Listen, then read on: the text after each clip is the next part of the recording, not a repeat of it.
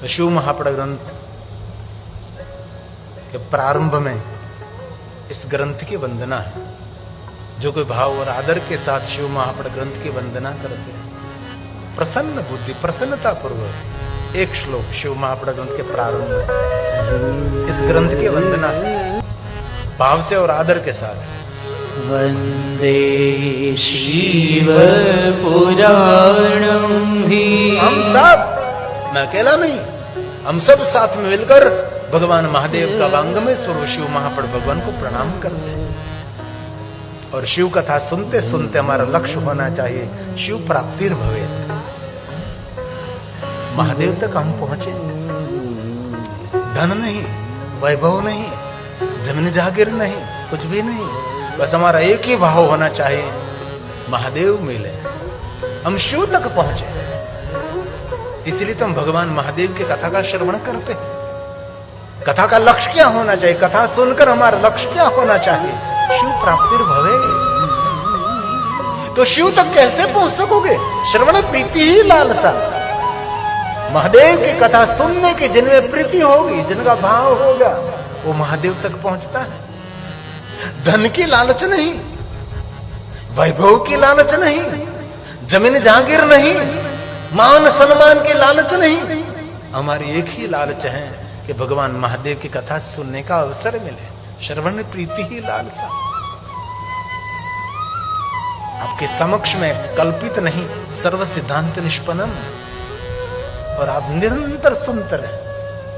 हमारे गांव में कथा थी तो બપોરે ખીર બનાવેલી મહાદેવને ધરવા માટે, અને કાલ સોમવાર છે, શિવજીને ખીર અર્પણ કરવી જોઈએ, પણ ખીર બપોરે ખવાય, સાંજે ન ખવાય।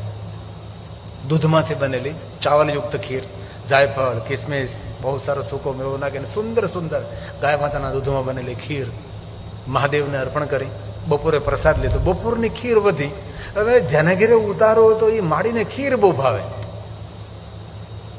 હવે બપોરની વધેલી ખીર તેને ફ્રીજમાં મૂકી દીધી, અને મેં કીધું બા તમારું ગઠપણ છે, ભલે શિવનો પ્રસાદ છે ખીર, તમને એવો ભાવે છે પણ મને ખબર છે, પણ સાંજના સમયે તમે આ ખીર ન ખાઓ તો વધારે સારું છે। ના, મહાદેવનો પ્રસાદ છે, કાંઈ ન થાય।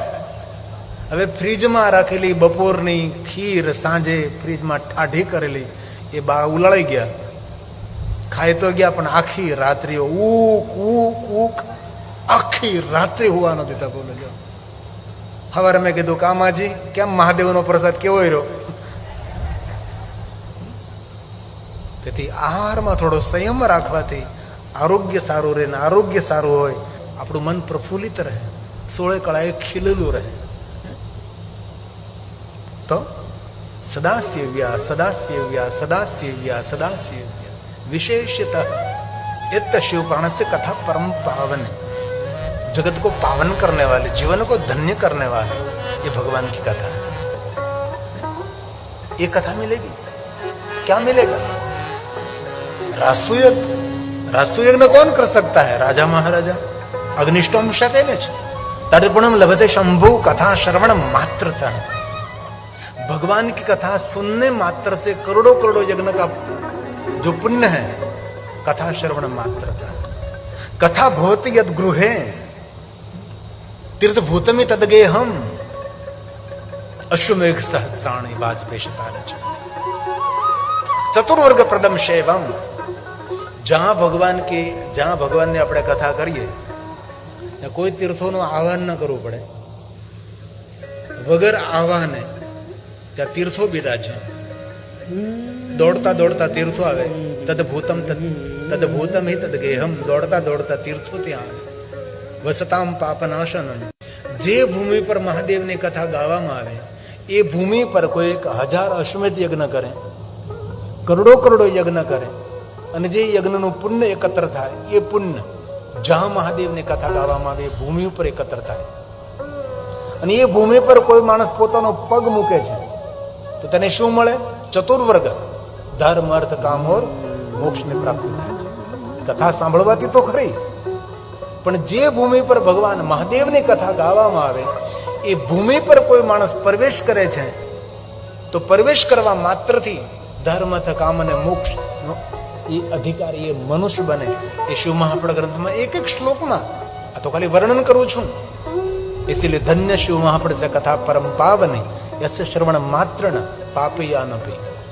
પાપી હોય કે ન પણ પાપી હોય સૌ મુક્તિના અધિકારી છે. સદાશિવ મહાસ્થાનમ પરમ ધામ પરમ પદમ. જ્યાં ભગવાન મહાદેવની કથા થતી હોય ભૂમિને પરમ ધામ કહેવામાં આવે. અને કેવું પરમ ધામ? સદાશિવ મહાદેવજીનું ધામ. સદાશિવ મહાસ્થાનમ પરમ ધામ પરમ પદમ. પરમ પદને આપનારું, મહાદેવનું સ્થાન આપનારું, મહાદેવનું દર્શન કરાવનારું સ્થાન તેને પ્રાપ્ત થાય છે. જ્યાં ભગવાન મહાદેવની કથા થતી હોય એ ભૂમિ પર કોઈ માણસ પ્રવેશ કરે છે. इसलिए ધન્ય ધન્ય કથા શંભો ધન્ય સ્તવમ ધન્યો ધન્ય એવ ચ યદા કર્ણેન માત્રણ. જેના કાનમાં ભગવાન મહાદેવની કથા પડે છે એ મનુષ્યનું જીવન ધન્ય છે. એ મનુષ્યના જીવનમાં કોઈ વસ્તુ બાકી રહેતી નથી.